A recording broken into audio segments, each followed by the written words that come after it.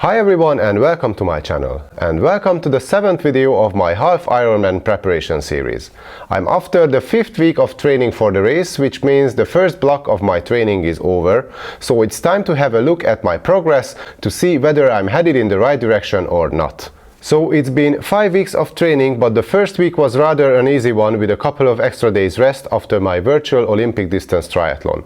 But it doesn't mean I didn't do any training that week. I actually did 2 runs, 2 bike sessions and a strength workout. Back then, swimming was not an option due to the lockdown and restrictions still in place, so I could only start swimming on week 2. And if you've been following this series, you know that my first couple of attempts at swimming were kind of horrifying. So in week 2 I had 2 so-called swims of a total of less than 1,000 meters. Now by week 5 I went up to 3.8k of swim in total, which is almost 4 times as much. I also managed to keep my pace regardless of the increasing distance I had to cover every week.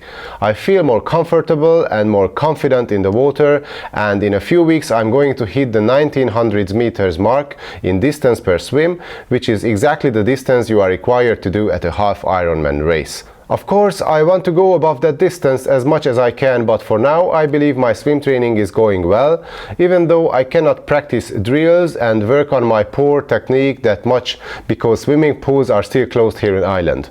Once they open again, it will make my swim training even more efficient.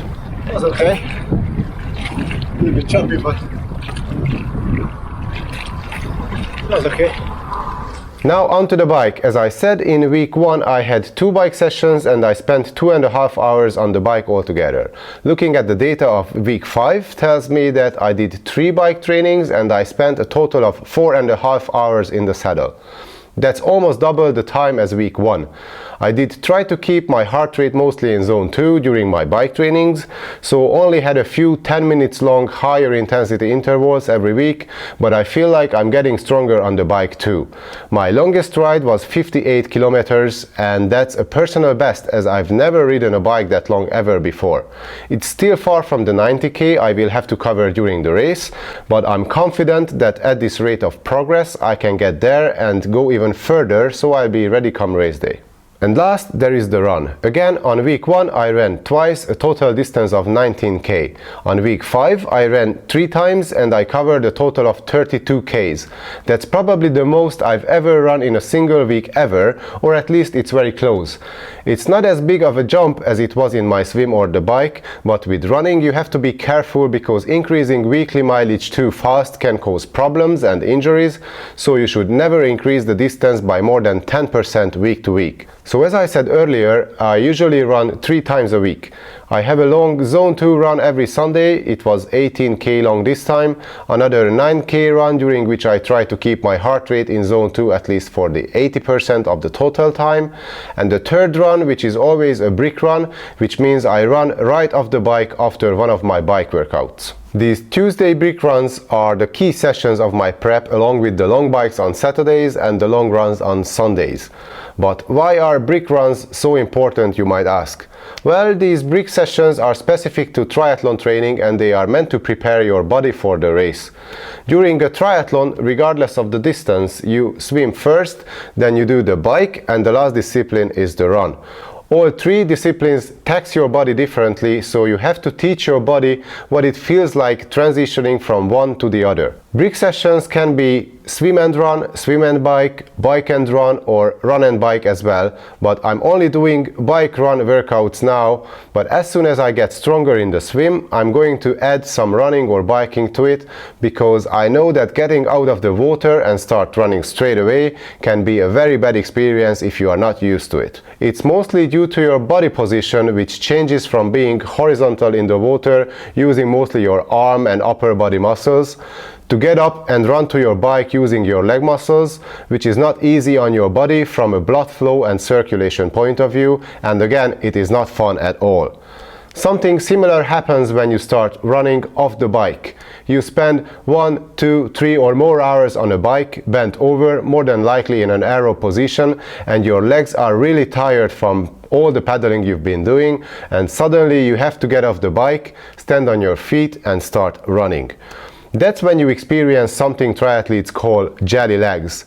The first few 100 meters or even kilometers, you will feel like your legs are not fully under your control because simply your circulation is not yet adjusted to the new type of load and body position. Standing upright, carrying your full body weight on one leg at a time, not mentioning all the pounding you do when running.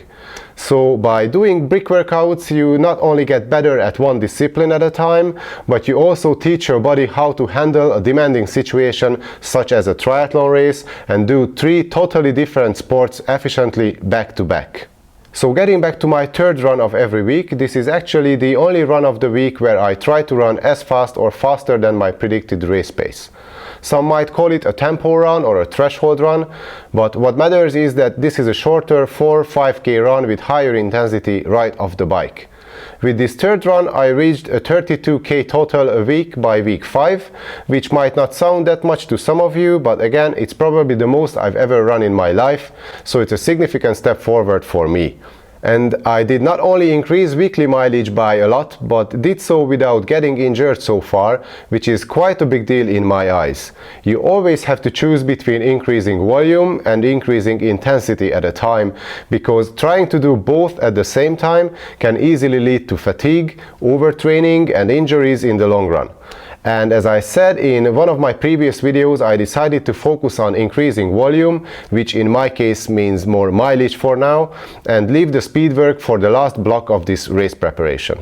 So mileage is the key for me, and as you can see, I've made some great progress during the last 5 weeks. I feel stronger and more fit than ever, and I plan on going further up in distance for another 8 weeks. But in order to avoid overtraining or injuries, I have to scale back my training volume next week a bit and do a so-called deloading week to give my body a chance to absorb all the training I've been putting it through. So I'm going to swim, bike and run about 30% less with the same intensity as last week, and then the week after I start increasing the distance again for another 3 or 4 weeks before doing another deloading week again. So that's how these blocks are built up, and I have 4 blocks to go through before tapering for the race begins.